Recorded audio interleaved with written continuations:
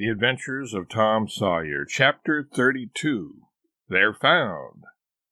Written by Mark Twain in 1876, read by Clay Shannon in 2020. Tuesday afternoon came and waned to the twilight. The village of St. Petersburg still mourned. The lost children had not been found. Public prayers had been offered up for them, and many a private prayer that had the petitioner's whole heart in it. But still, no good news came from the cave. The majority of the searchers had given up the quest and gone back to their daily avocations, saying that it was plain the children could never be found. Mrs. Thatcher was very ill and a great part of the time delirious. People said it was heartbreaking to hear her call her child and raise her head and listen a whole minute at a time, then lay it wearily down again with a moan. Aunt Polly had dropped into a settled melancholy, and her gray hair had grown almost white. The village went to its rest on Tuesday night, sad and forlorn. Away in the middle of the night, a wild peal burst from the village bells, and in a moment the streets were swarming with frantic, half-clad people who shouted, "Turn out! Turn out! They're found! They're found!" Tin pans and horns were added to the din.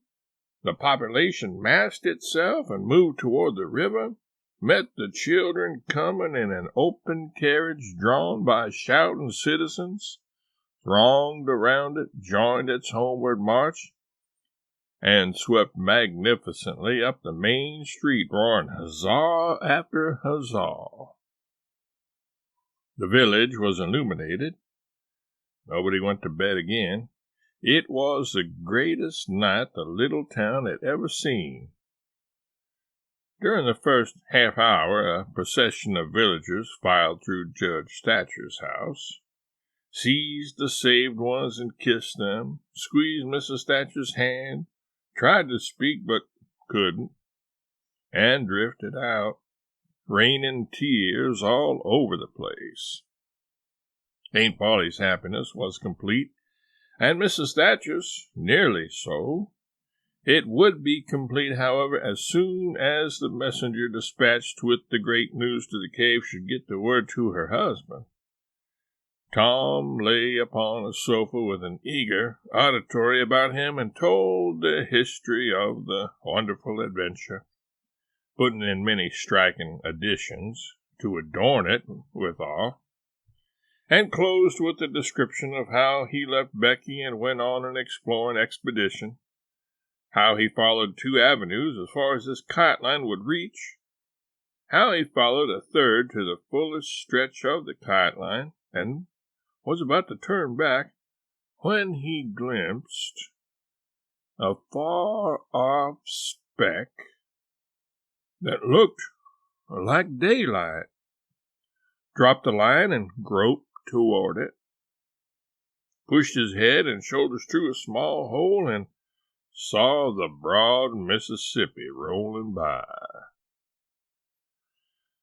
And if it had only happened to be night, he would not have seen that speck of daylight and would not have explored that passage any more. He told how he went back for Becky and broke the good news, and she told him not to fret her with such stuff, for she was tired and knew she was going to die, and wanted to. He described how he labored with her and convinced her, and how she almost died for joy when she had groped to where she actually saw the blue speck of daylight, how he pushed his way out at the hole and then helped her out, how they sat there and cried for gladness, how some men came along in a skiff, and Tom hailed them and told them their situation and their famished condition, how the men didn't believe their wild tale at first, because, said they, You are 5 miles down the river below the valley the cave is in." Then took them aboard, rode to a house, gave them supper, made them rest till 2 or 3 hours after dark, and then brought them home.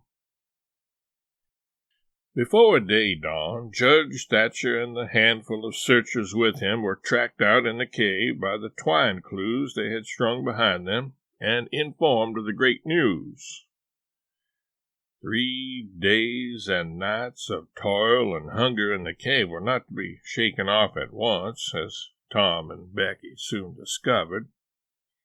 They were bedridden all of Wednesday and Thursday, and seemed to grow more and more tired and worn all the time.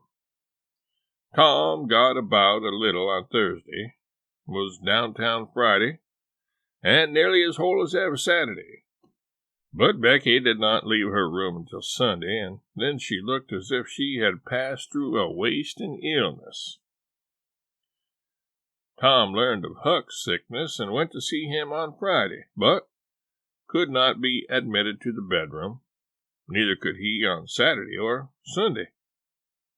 He was admitted daily after that, but was warned to keep still about his adventure and introduce no exciting topic.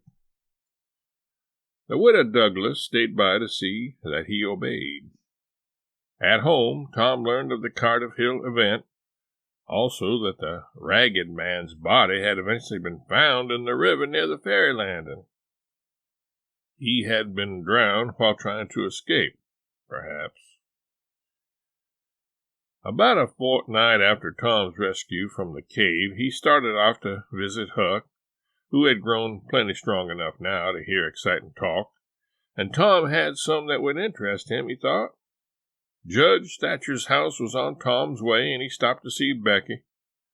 The judge and some friends set Tom to talking, and someone asked him, ironically, if he wouldn't like to go to the cave again. Tom said he thought he wouldn't mind it. The judge said, "Well, there are others just like you, Tom. I'm not the least doubt. But we have taken care of that. Nobody will get lost in that cave any more." "Why?"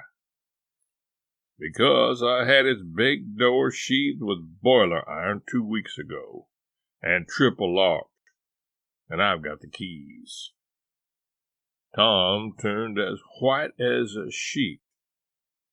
"What's the matter, boy? Here, run, somebody, fetch a glass of water." The water was brought and thrown into Tom's face. Now you're all right. What was the matter with you, Tom?" "Oh, Judge, Injun Joe's in the cave."